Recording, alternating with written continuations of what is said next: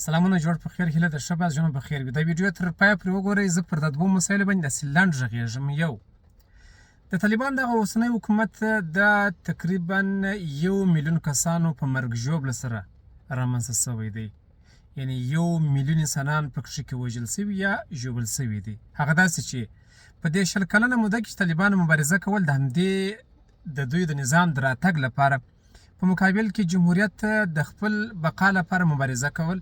هغوی نه پرېښودل چې دوی ګټونکي سي، دوی نه پرېښودل چې هغه ګټونکي سي. په دې جنګ کې په دې منځ کې 1,000,000 کسان وژل سوي وژوبل سوي دي.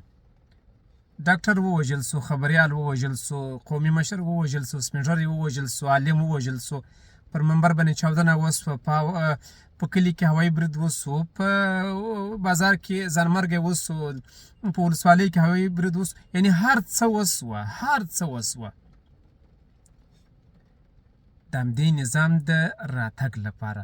اوس داسې معلومیږي چې دا اوسنی نظام په ډېره ارزانه قیمت له لاسه وځي، په نه قیمت له لاسه وځي.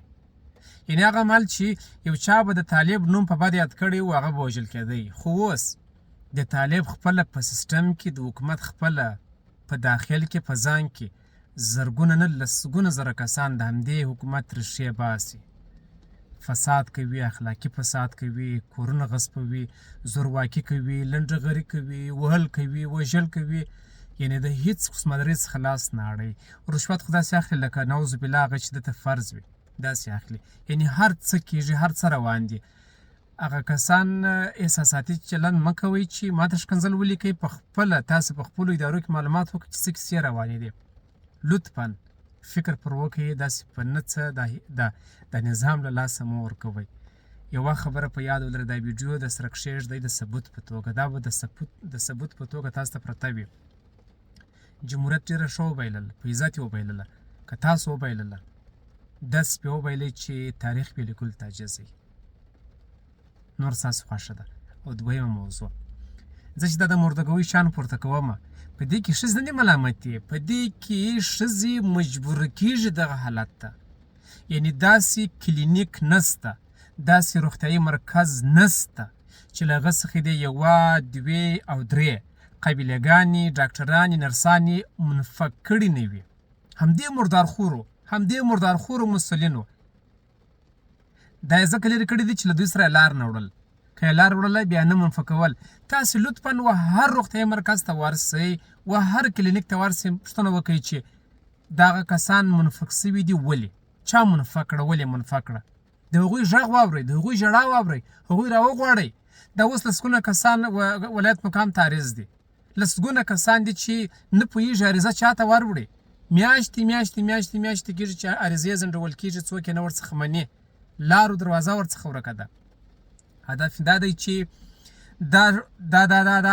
دا باوقاره، دا باعزته خویندې له مجبورۍ څخه راځي، وظیفه اجرا کوي، او د دې ولس لپاره باید وظیفه اجرا شي، ځکه دا ولس و دغسې خویندو ته اړتیا لري چې د دا خویندو درملنه وکړي، نسایي ولادي درملنې وسي، کوچنیان زېږي، نور د ښځینه پورې مربوط ناروغۍ دي، هغه باید دغه خویندې ورته ولاړې. خو دا مردارخور مسؤلین، دا مردګوطبیعته انسانان، دا په هر کلینیک کې، په هر روغتیا کې، په هره برخه کې، په هر مرکز کې شته.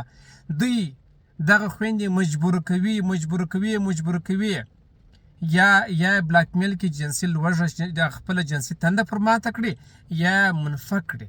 لطفا تاسې معلومات وکړئ، د خدای په لیاس تاسې معلومات وکړئ.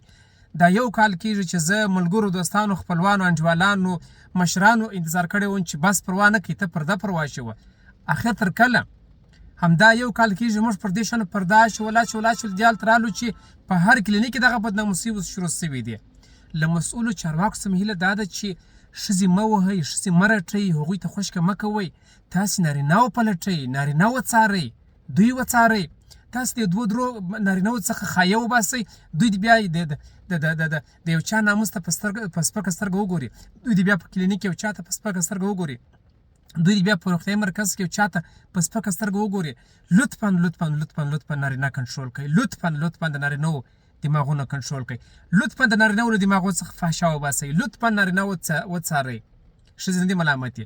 دا کومې کیسې چې زه کوم، زه مجبوره کېږم چې د یوې خور نوم به کښې یاد کړمه، زه مجبوره کېږم چې د موضوع د لا وضاحت لپاره یو څوک یاد کړم چې دغه څوک زه ښه یم، هغه هم نه دی ښه کار چې یادېږي، باید نه سي یاد، خو زه مجبوره یم چې زه د څېړنې پر مهال یو څوک یاد کړم چې دغه ښځه، دغه کلینیک، دغه وظیفه، هغه کور، دا لطفا تاسې د کلینیکونو معلومات واخلئ، تاسې پوښتنه وکړئ چې دا کسان چا منفق کړي دي، ولې منفق کړي دي.